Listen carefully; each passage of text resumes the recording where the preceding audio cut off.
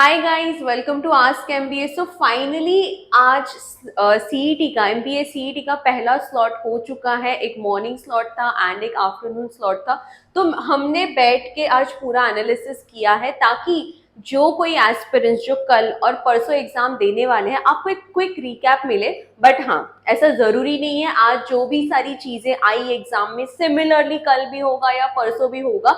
there is going to be a proper normalization between all the three slots which are there। 3 slots consuming की 3 दिनों का अलग अलग से होके फिर ही आपका प्रॉपर जो स्कोर है वो आएगा। ठीक है, तो आज हम लोग बात करेंगे कौन कौन से क्वेश्चंस है। बाय द वे गाइस, जिसको काफी अच्छे आप लोग ने अटेम्प्ट्स दिए हैं, wish you all the luck। I hope we get into the top 5 colleges of Mumbai through your Maharashtra CET examination, which is your Jamnalal Bajaj, Sydenham, Pumba and other colleges which are there। So let's quickly understand क्या क्या changes हुए। Guys, जो कल और परसों exam देने वाले हैं प्लीज इसी चीज को लेके मत बैठना। बट हाँ, जो मैं पॉइंटर्स या तुम्हें मैं जो चीजें हैं जो आपके सेक्शन वाइज जो कट ऑफ्स है और क्या प्रोबेबिलिटी है उसके रिगार्डिंग हम लोग डिस्कशन करेंगे एंड विल ऑल्सो एनालाइज कि हमें कल और परसों के एग्जाम में क्या क्या चीजें करनी चाहिए। ठीक है, एंड सॉरी यहाँ पे थोड़ा सा एरर है कि स्लॉट 2 का एनालिसिस है, एक्सपेक्टेड स्कोर है कि आपको कितना आपने कितने अटेम्प्ट्स किए, which is a good attempt overall as per the slot 1 and your slot 2। ठीक है, आपका सबसे पहला सेक्शन आता है एब्स्ट्रैक्ट रीजनिंग का, जिससे स्लॉट 1 में if you have attempted around 23 questions, again 23 questions in your slot 2 will give you a good percentile which was around 99 plus, जो आपका स्कोर है टोटल 150 का एंड यहाँ पे आपको 114। ज्यादा डिफ्रेंसिएशन नहीं है स्लॉट 1 और स्लॉट 2 के, इसमें काफी सिमिलैरिटीज थी। एक एक सेक्शन वाइज कौन कौन से टाइप के क्वेश्चन आए, कितने क्वेश्चन आए, ये हम आगे की स्लाइड में डिस्कस करेंगे। ठीक है, आपका एब्स्ट्रैक्ट रीजनिंग के काफी डुएबल क्वेश्चंस थे गाइस। और आपका ये वर्बल सेक्शन, इसमें if you have attempted around 33 questions and again 34 over your probability of getting a 150 plus score और at least 150 score is a good chance, plus 99 percentile आराम से इसमें टारगेटेड होगा as per the number of questions जो आए हुए थे out of 50 आपका वर्बल का। आरसीबी गाइस काफी ज्यादा शॉर्ट थे, ज्यादा टाइम कंज्यूमिंग नहीं थे। If you just go through a glance you will able to answer the questions. काफी शॉर्ट आरसी थे, पैसेजेस नहीं थे बड़े बड़े। ठीक है, एंड 2 आरसी देखे गए थे in depth again in some point of time. After the next slide we will be discussing about it. इसके बाद तुम्हारा कौन सेक्शन का आता है। ठीक है, इसमें अगेन 35 क्वेश्चंस अगर अपने अटेम्प्ट किए हैं, correct attempt around 35 to 34, you will be getting a good score in both the slot 1 और स्लॉट 2। दोनों भी सेक्शंस में ज्यादा चेंजेस नहीं थे क्वेश्चन पैटर्न के रिगार्डिंग या टाइप्स ऑफ क्वेश्चन। काफी सिंपल एरिथमेटिक बेस्ड क्वेश्चंस अगर आपने किए हैं तो इजीली आपका कौन डुएबल है। फिर आपका बात आता है एलआर सेक्शन का, अगेन 59 to 58 क्वेश्चंस। जो आपका स्लॉट 2 था थोड़ा सा ऑन अ हेवियर साइड, जहाँ पे वर्बल और आपके एलआर के जो क्वेश्चंस थे, पजल्स थे, थोड़े से लेंदी थे even in your LR section in slot 2। Time consuming थे, डुएबल तो थे, ऐसे नहीं कि ज्यादा डिफिकल्ट था या लेंदी था। अगर आपने आपके लिए स्ट्रेंथ और वीकनेसेस अपने टारगेट किए हुए थे तो this was an very good slot to get a good score, overall good score. ठीक है, तो हम बात करते हैं कौन कौन सा सेक्शन वाइज कौन कौन से क्वेश्चंस आए थे। ठीक है, स्लॉट 1 और स्लॉट 2 के कंपैरिजन में सबसे पहले हम बात करते हैं स्लॉट 1 की।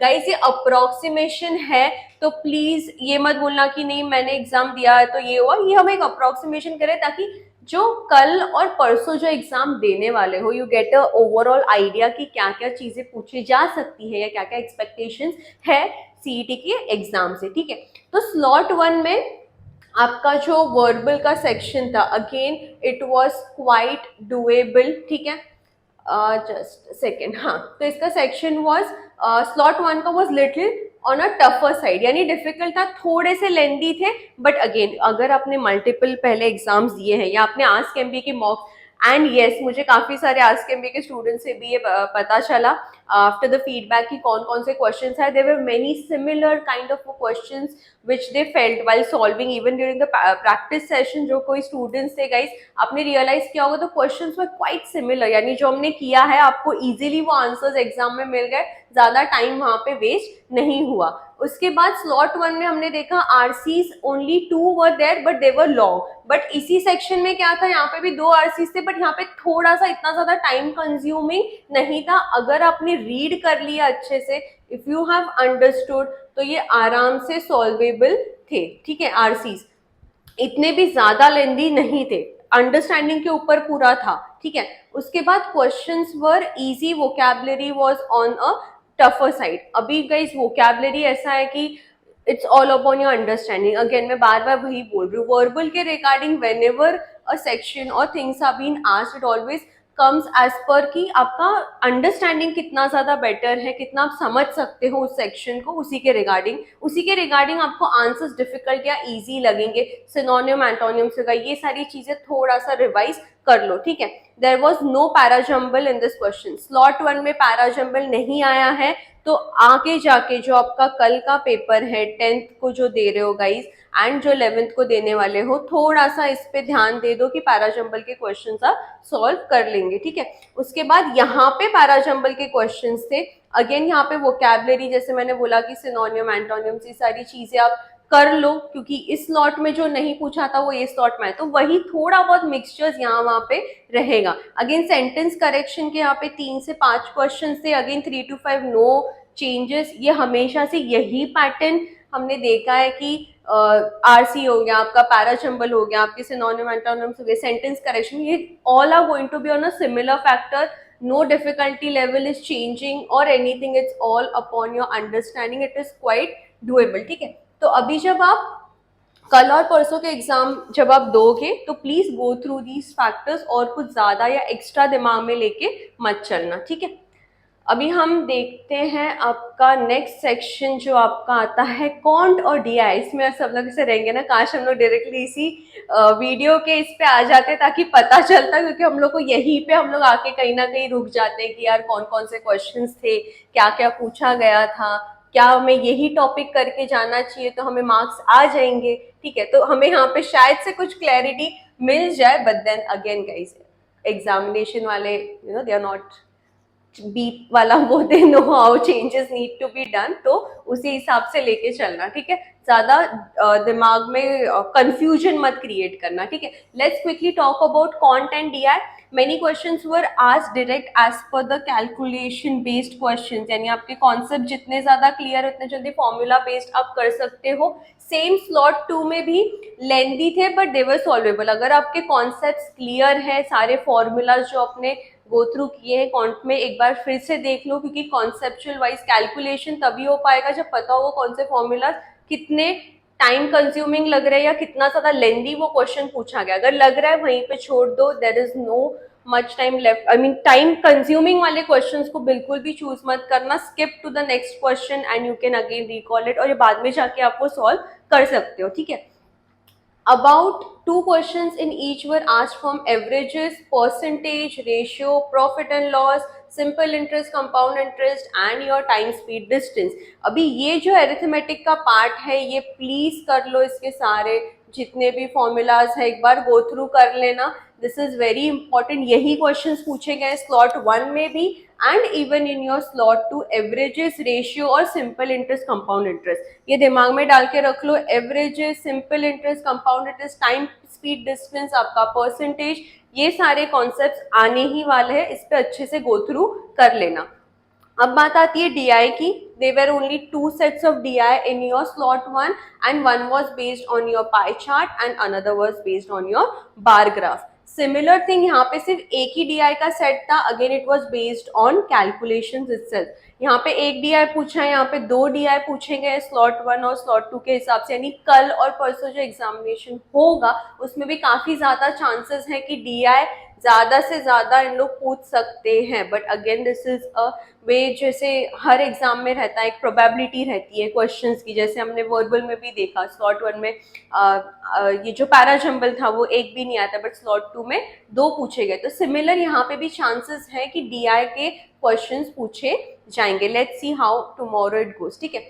3 quadratic equations were being asked और यहाँ पे there were no quadratic equations related to the question। यहाँ पे 4 थे, सॉरी यहाँ पे 4 questions थे, यहाँ पे 3 थे। Again TSD, time speed distance, जैसे मैंने मेंशन किया था यही टॉपिक्स है जो आपको गो थ्रू करने हैं क्वांट में। सेम इक्वेशंस यहाँ पे पूछे गई थी। देन अगेन आपका प्रॉफिट एंड लॉस के 3 क्वेश्चंस थे, यहाँ पे स्पेसिफिक नंबर्स भी हमने मेंशन किए। मिक्सचर्स एंड एलिगेशंस के 2, परसेंटेज के 2, ज्योमेट्री एंड मेंसुरेशन का 2, similar mixtures and allegations 3, percentage 2, geometry and mensuration 2, profit and loss 3 and simplification 2। Guys यही सारे टॉपिक्स हैं जो आपको गो थ्रू करने हैं। These are not that time consuming, आराम से हो जाएगा। वैसे भी सीईटी के एग्जाम में टाइम बहुत ज्यादा कम है। एक बार मैं चाहती हूँ आप गो थ्रू कर लो। If you can please take a screenshot of the screen so that it becomes easier for you guys to understand. ठीक है, now let's go further and understand the most important section or the final section in your CET examination, which is your LR. ठीक है, logical reasoning 75 questions directly been asked. Let's quickly know कि कौन कौन से sections थे, कौन कौन से क्वेश्चंस यहाँ पे पूछे गए थे।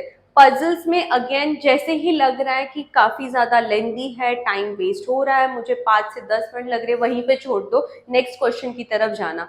एंड येस ऑल्सो सीट के एग्जाम में यहाँ पे सेक्शन वाइज चीजें पूछी गई थी। They were not jumbled up, proper verbal section, your quant section and your LR section, each it was the variation was being given. ठीक है, then let's come quickly to slot 1. LR section was easy, more standalone questions, and yeah, quickly you can just go through the question and answer it without much calculation or putting your brains into it. slot 1 के इसमें, slot 2 के इसमें again lengthy questions were observed, but again ये ऐसे है कि दोनों का मिक्सचर है। अभी यहाँ पे जैसे आप देखोगे कि यहाँ पे 2 पजल्स पूछे गए थे स्लॉट 1 में, only 2 puzzles were, whereas if you see in slot 2 यहाँ 5 to 6 puzzles were there but the questions were less। मतलब आपको पैसेज दिया पूरा पजल का, normally there was a lengthy passage या पजल दिया जाता था, उसके बाद 5 से 6 क्वेश्चन दिए गए थे। यहाँ पे पैसेज भी बड़ा है जो आपका पजल का दिया हुआ है, जिसको आपको कंक्लूड करना है, और उसके बाद क्वेश्चंस भी आपके काफी ज्यादा कम पूछे गए थे। तो ये आपको आराम से एग्जाम के वक्त ही समझेगा कि कहीं आपको अटेम्प्ट करना चाहिए या नहीं करना चाहिए, depending upon the past questions which you guys have attempted. ठीक है, I was just checking the mic. ठीक है, ये हो गया आपका स्लॉट 2 का। तो दोनों इसमें वेरिएशंस वैसे ही रहेंगे। मेनी क्वेश्चंस वो आस्क्ड ऑन अल्फाबेटिकली सीरीज। ठीक है, अल्फाबेटिक कोडिंग डिकोडिंग वाले जो क्वेश्चंस है ये यहाँ पे गो थ्रू एक बार करना, और 1 on 0 सेट्स यहाँ पे पूछे गए थे। Then you have your blood relation के यहाँ पे 4 क्वेश्चंस टोटल पूछे गए थे, अगेन 3 to 5। ये तो गाइज ये तो कर ही लो, मतलब अगर हमने लास्ट मोमेंट छोड़ भी एक बार कॉन्सेप्ट देख लेना हमारे वीडियोस पे, आस्क एमबीए के स्टूडेंट्स ही प्लीज यार ये कॉन्सेप्ट मत छोड़ना, दीज आर वेरी क्विकली कर सकते हो एंड स्कोरेबल भी है। आराम से 4 से 5 क्वेश्चन यहाँ पे बन जाते हैं। फिर आपके 5 सीरीज बेस्ड क्वेश्चन थे, यहाँ पे अगेन 3 सीरीज बेस्ड क्वेश्चन थे, यानी कल के और परसों के एग्जाम में ये क्वेश्चंस आने के चांसेस काफी ज्यादा हैं। Again there were 5 to 6 questions asked on directions. ठीक है, ये वाला भी अच्छे से गो थ्रू कर लेना कॉन्सेप्ट्स। ठीक है, अगेन सिमिलर वे इसमें भी 3 से 4 यहाँ पे 3 क्वेश्चंस पूछे गए थे, यहाँ से 5 से 6। तो प्रोबेबिलिटी के कल भी उसी तरीके से चांसेस रहेंगे, एटलीस्ट 2 से 3 क्वेश्चन तो प्रोमिनेंटली आएगा ही आएगा। ठीक है, फिर सिलोगिज्म्स का यहाँ पे 4 क्वेश्चंस है, and here there were 2 questions being asked on a reverse syllogism। मतलब already the conclusions are been given and then you have to solve the statement। तो confuse मत हो जाना अपने concepts किए हुए, जिन्होंने नहीं किया और अब ये वीडियो देख रहे हो तो कुछ भी नया ट्राई करने का कोशिश मत करो, just stick to your basics. ठीक है, again the abstract questions were easy. Again या ये पूरा आपका अंडरस्टैंडिंग और कॉन्सेप्ट्स के ऊपर ही है कि आपको कितना अंडरस्टैंडिंग है जो एब्स्ट्रैक्ट रीजनिंग के क्वेश्चन की। मैं कुछ भी गाइस मैं अभी नया आपको नहीं बताना चाहती ताकि आप कंफ्यूज हो जाओ, just stick to the pointers कि आपको कौन कौन से कॉन्सेप्ट्स करने हैं। Again you can take a screenshot of this page और the video which is going on. इसमें सारे कुछ पॉइंटर्स लिखे हुए हैं।